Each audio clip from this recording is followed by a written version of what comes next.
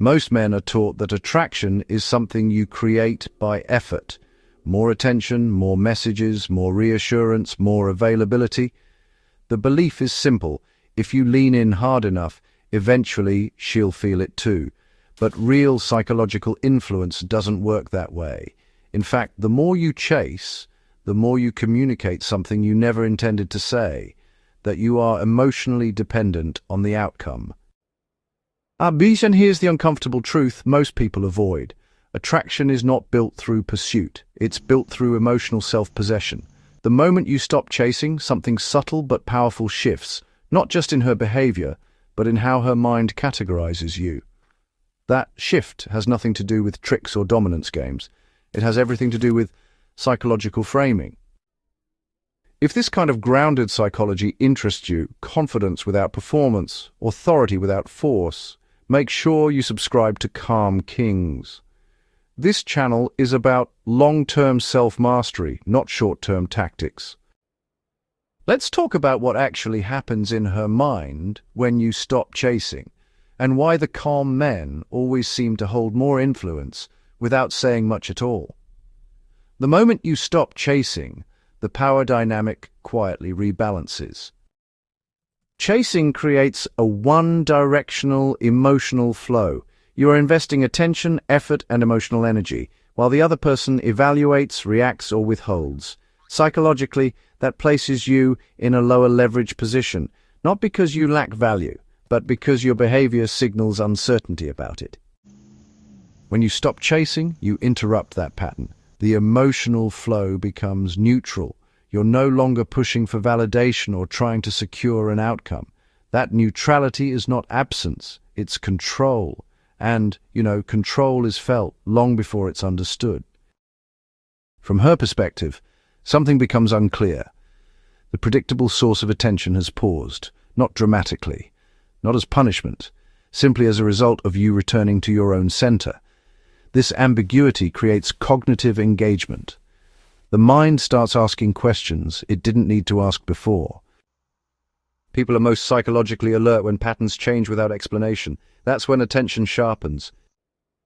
Emotional restraint signals confidence more than assertiveness ever could. Confidence is often misunderstood as boldness or dominance, but psychologically, confidence is perceived through emotional restraint. A man who can feel interest without acting compulsively on it communicates internal stability. When you stop chasing, you're demonstrating that your emotions do not run your behavior. That sends a powerful, unconscious message.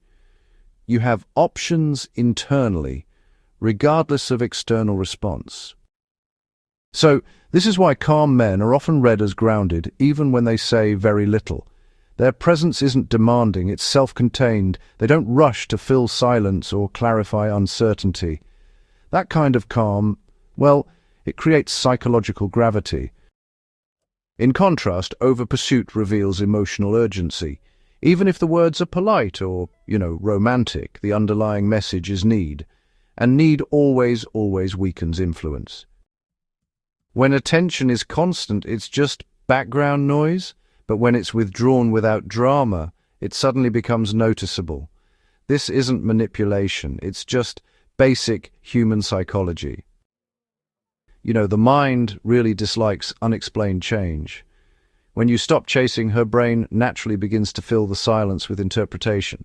And it's not because you planned it, it's simply that the human mind seeks narrative closure. She may start to wonder whether you lost interest, became busy, or maybe just shifted your priorities. But the key point here is that she is now thinking about you, and you haven't even prompted it. That kind of mental engagement is actually the foundation of attraction, not effort, but presence.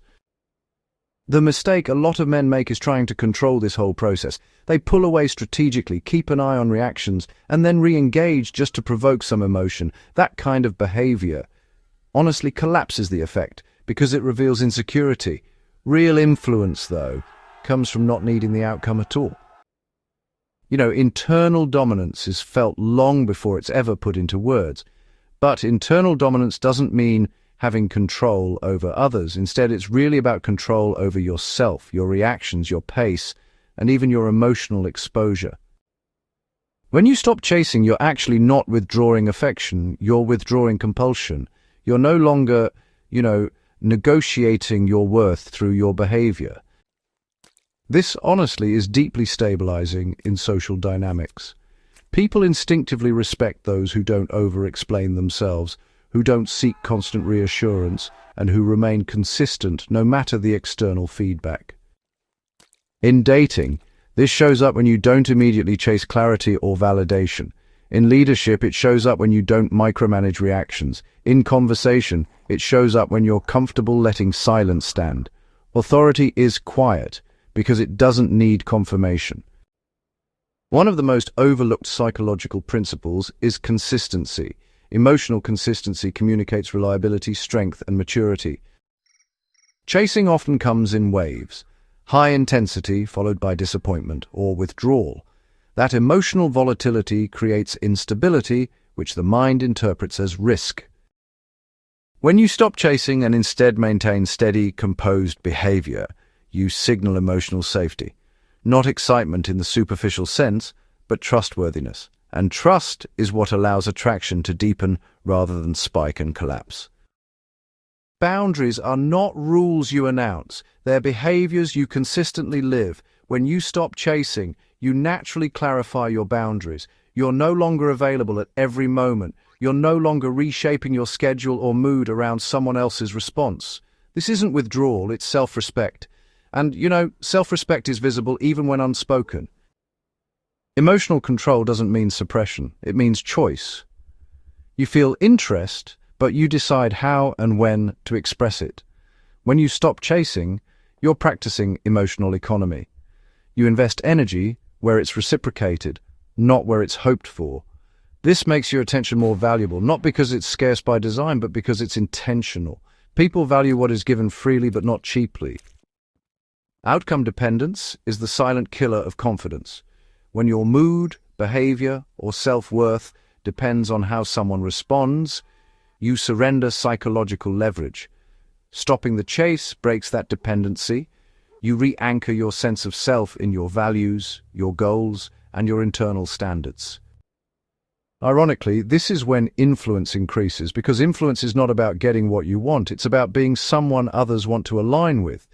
People gravitate toward those who are centered, decisive, and emotionally steady, not because they're impressed, but because they feel regulated around them. Healthy attraction doesn't require pursuit. It unfolds through reciprocity. When you stop chasing, you give space for genuine interest to reveal itself. If she leans in, it's real. If she doesn't, you haven't lost anything, you've gained clarity.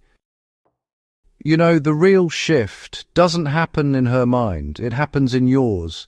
When you stop chasing, you begin operating from self-trust rather than external validation. You become less reactive, more deliberate, and honestly, more present. That internal change, it alters every dynamic in your life. Relationships improve, communication sharpens, stress decreases, authority grows naturally. This is the foundation of psychological self-mastery. Stopping the chase isn't a tactic. It's a return to internal order. And when a man is internally ordered, the world responds differently, not because he demands it, but because his presence feels complete. If you value this kind of grounded psychology, confidence built from discipline, influence built from calm, subscribe to Calm Kings and share this video with someone who's serious about long-term personal development. Master yourself first, everything else follows.